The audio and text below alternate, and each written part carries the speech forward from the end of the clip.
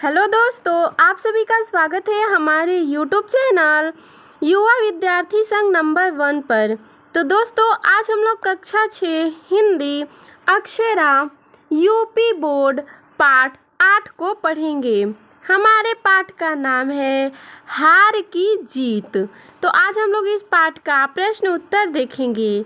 तो सबसे पहले देखेंगे कुछ करने को, जिसमें पहला प्रश्न है कि बाबा भारती और खड़ग सिंह के रूप में कहानी पर कक्षा में अभिनय कीजिए। ठीक है, तो दोस्तों आपको ये स्वयं करना है।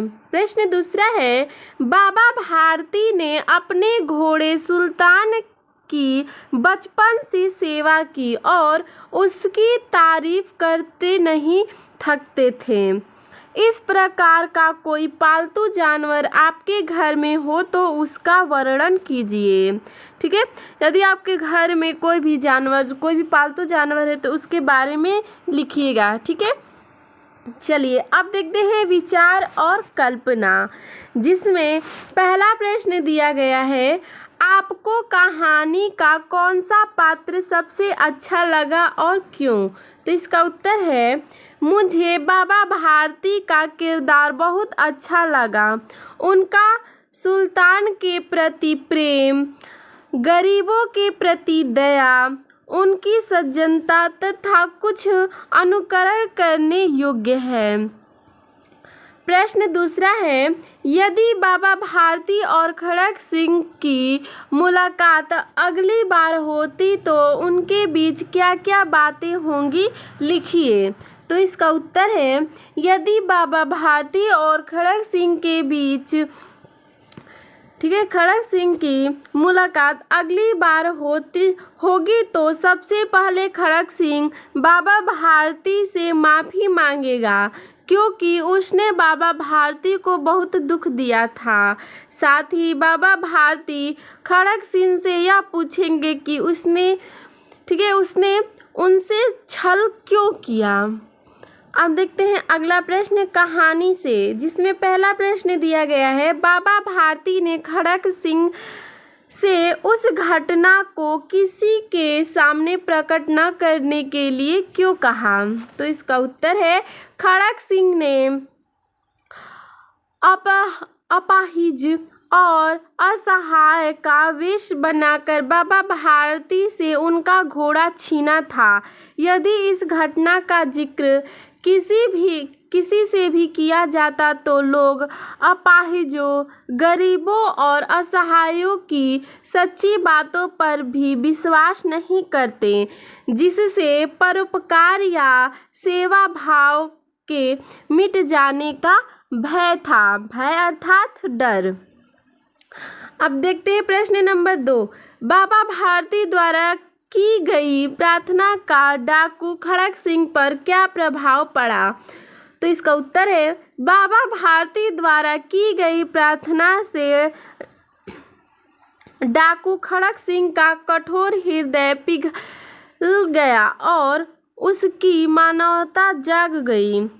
ठीक है, जाग उठी। उसने घोड़ा लौटा दिया। अब देखते हैं अगला प्रश्न 3 नंबर, कहानी के आधार पर नीचे दी गई घटनाओं को सही क्रम में लिखिए। ठीक है, तो सही क्रम में लिख दिए हैं, चलिए मैं आपको बताती हूँ। पहला, जैसे कि माँ को अपने बेटे और किसान को लहलहाते खेतों को देखकर जो आनंद आता है, वही बाबा भारती को अपना घोड़ा देखकर आता है। अगला, बाबा भारती और खड़ग सिंह अस्तबल में पहुँचे। अगला, घोड़े की चाल देखकर खड़ग सिंह के हृदय पर सांप लौट गया। खड़ग सिंह जाते जाते कह गया, बाबा जी, यह घोड़ा मैं आपके पास न रहने दूंगा। बाबा भारती की सारी रात अस्तबल में रखवाली में कटने लगी। अपाहिज वेश में खड़ग सिंह घोड़े को दौड़ाकर जाने लगा। खड़ग सिंह ने बाबा भारती की आवाज़ सुनकर घोड़ा रोक लिया और कहा, बाबा जी, यह घोड़ा अब न दूंगा।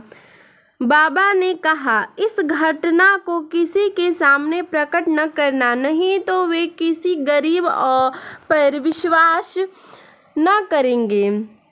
खड़क सिंह ने सुल्तान को उसके स्थान पर बांध दिया।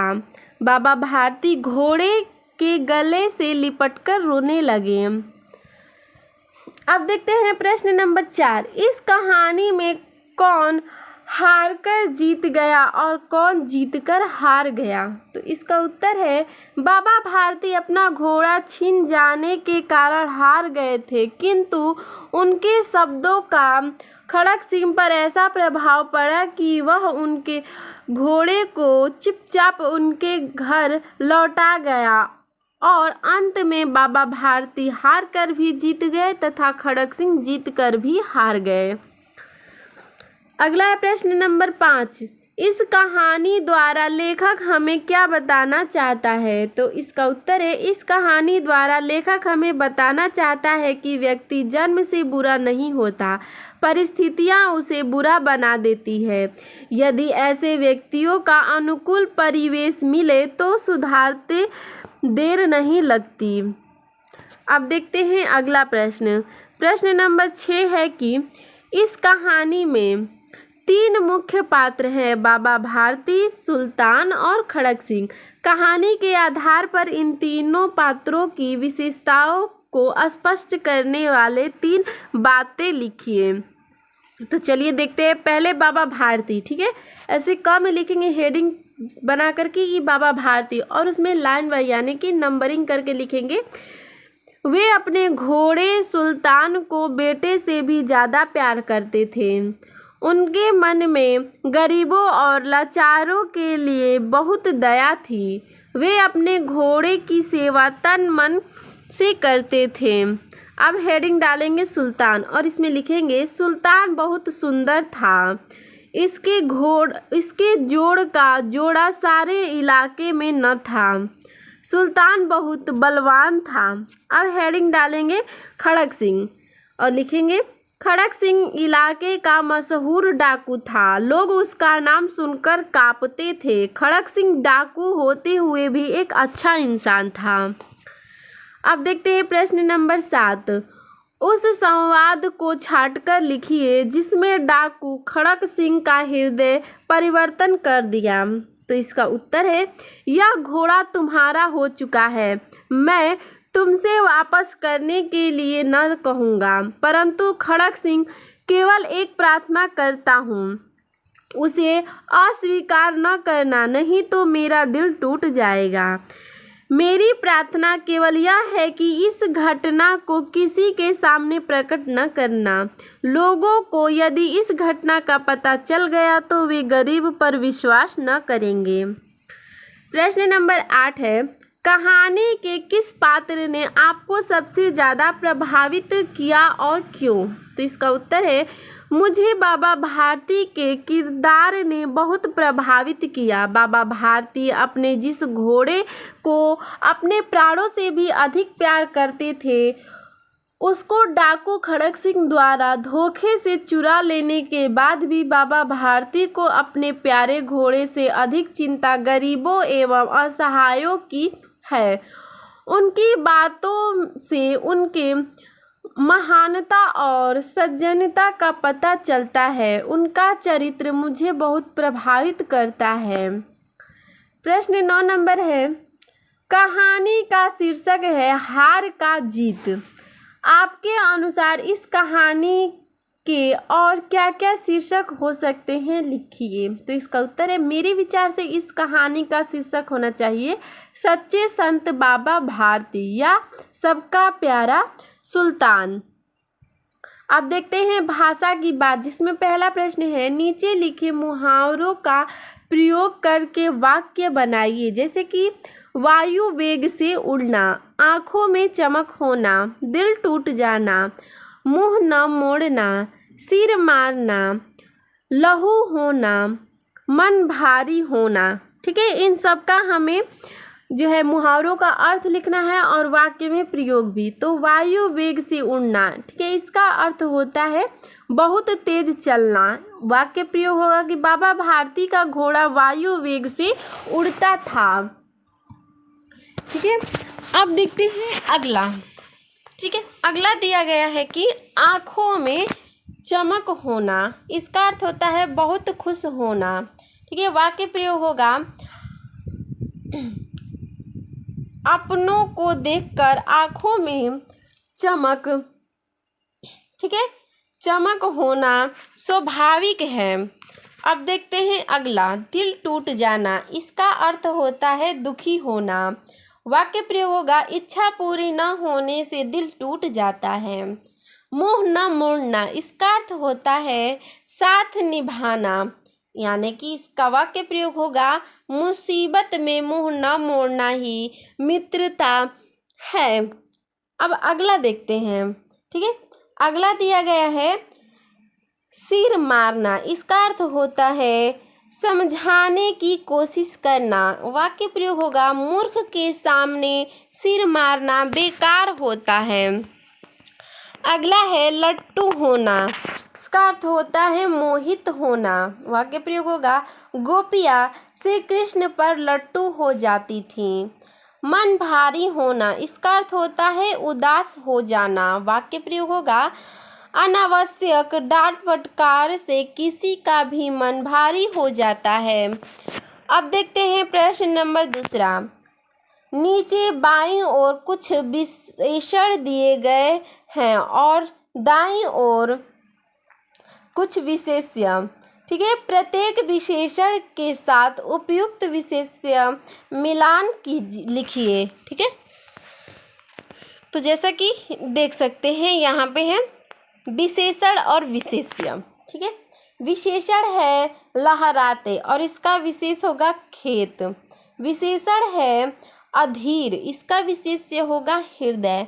विशेष्य है ठंडा। ठीक है, विशेषण है ठंडा और विशेष्य होगा जल। विशेषण है बांका, इसका विशेष्य हो जाएगा घोड़ा। विशेषण है ऊंचे और इसका विशेष्य हो जाएगा विचार। ठीक है, जैसा कि यहाँ पे दिया गया है मिला लेंगे, मैं आपको बता दी। चलिए अब देखते हैं प्रश्न नंबर 3। कहो इधर कैसे आ गए, सुल्तान की चाह खींच लाई। ठीक है, क्या इसमें लिखेंगे कि इनमें से पहला वाक्य बाबा भारती और दूसरा वाक्य डाकू खड़क सिंह का है। बातचीत के वाक्यों को अलग रखने के लिए उन्होंने उद्धरण चिन्ह, ठीक है, यानी कि इन्वर्टेड कॉमा, यहाँ पे जैसा कि देख सकते हैं इन्वर्टेड कॉमा लगा हुआ है, में रखा जाता है। कहानी को पढ़कर नीचे दिए गए अनुच्छेदों में उपयुक्त स्थान पर उद्धरण चिन्ह, यानी कि जो है इन्वर्टेड कॉमा तथा अन्य विराम चिन्ह लगाइए। ठीक है, तो कहानी को पढ़कर हमें इन्वर्टेड कॉमा और विराम चिन्ह लगाना है। तो चलिए पहले कहानी को पढ़ते हैं। ठीक है, कहानी को पढ़ेंगे। अपाहिज ने हाथ जोड़कर कहा, बाबा मैं दुखिया हूँ, मुझ पर दया करो। रामावाला यहाँ से 3 मील दूर है, मुझे वहाँ जाना है। घोड़े पर चढ़ा लो, परमात्मा भला करेगा। वहाँ तुम्हारा कौन है? दुर्गत वैद्य का नाम आपने सुना होगा, मैं उनका सौतेला भाई हूँ। अब देखिए ये जो है कि में लिख दिया है, अब कहाँ इन्वर्टेड कॉमा लगेगा, कहाँ पे जो है विराम चिन्ह लगेगा, मैं आपको बताती हूँ। ठीक है, देखिए अपाहिज ने हाथ जोड़कर कहा, कॉमा इन्वर्टेड कॉमा में, मैं दुखिया हूँ, यहाँ फिर विराम चिन्ह लगा। ठीक इसी प्रकार लिखना है, मुझ पर दया करो। रामवाला यहाँ से 3 मील दूर है, कॉमा मुझे वहाँ जाना है। घोड़े पर चढ़ा लो, कॉमा परमात्मा भला करेगा। ठीक है, वहाँ तुम्हारा कौन है, यहाँ क्वेश्चन मार्क लगा है। ठीक है, ये प्रश्न पूछ रहा है कि वहाँ तुम्हारा कौन है। दुर्गत वैद्य का नाम सुना होगा, उनका सौतेला भाई हूँ। विराम चिन्ह लगाकर बंद करेंगे। अब देखते हैं आगे। आ उपसर्ग लगाने से कुछ शब्दों के अर्थ विपरीत हो जाते हैं, जैसे धीरे से अधीर, स्वीकार से अस्वीकार। अ उपसर्ग लगाकर इसी तरह से अन्य 5 शब्द लिखिए, जैसे कि अ से है असीमित, अशिक्षित, अयोग्य, ठीक है, अकारण, असमर्थ, ठीक है। अ लगाकर हम लोगों ने किया। अब देखते हैं अवधारणा चित्र, यानी कि किसी पात्र अथवा विषय वस्तु के बारे में उसकी विशेषता, गुण, लाभ अथवा घटना के क्रमों के मुख्य बिंदुओं का चित्रण करना। जैसे कि क के आधार पर ख को पूरा करें। जैसा कि क देख सकते हैं, ठीक है। क यहाँ पे है कि खड़क सिंह, ठीक है। तो खड़क सिंह क्या था, तो डाकू था, ठीक है। वो लालची था, चालाक था और झूठा था, ठीक है। ठीक इसी प्रकार ख को करना है कि जो बाबा भारती थे, तो बाबा भारती क्या थे, संत थे, ठीक है, सच्चा मानवतावादी थे, ठीक है, गरीबों के मसीहा थे, परोपकारी थे। यानी कि लिखेंगे ऐसे, देखिए इसमें लिखेंगे कि संत, ठीक है, संत थे। ठीक उसी प्रकार इसमें भी भरेंगे और इन चारों में वैसे ही भर देंगे, जैसे कि यहाँ पे देख सकते हैं खड़क सिंह का भरा है। चलिए अब देखते हैं इसे भी जाने में भारत रत्न पुरस्कार किसको मिला है। यह पुरस्कार भारत सरकार द्वारा कला, साहित्य, विज्ञान एवं सार्वजनिक सेवा या जीवन के असाधारण एवं अति उत्तम कोटि के कार्य के लिए दिए जाते हैं। यह पुरस्कार सर्वप्रथम सन 1954 ईस्वी में श्री राजगोपालाचारी, डॉक्टर सर्वपल्ली राधाकृष्णन तथा डॉक्टर CV रमन को मिला, ठीक है। तो दोस्तों इसमें इतना ही प्रश्न उत्तर था। अगर आप और वीडियो देखना चाहते हैं तो आप हमारे डिस्क्रिप्शन में जाकर प्लेलिस्ट में सारे वीडियो देख सकते हैं। और आपको हमारा यह वीडियो कैसा लगा हमें कमेंट में ज़रूर बताइएगा। धन्यवाद।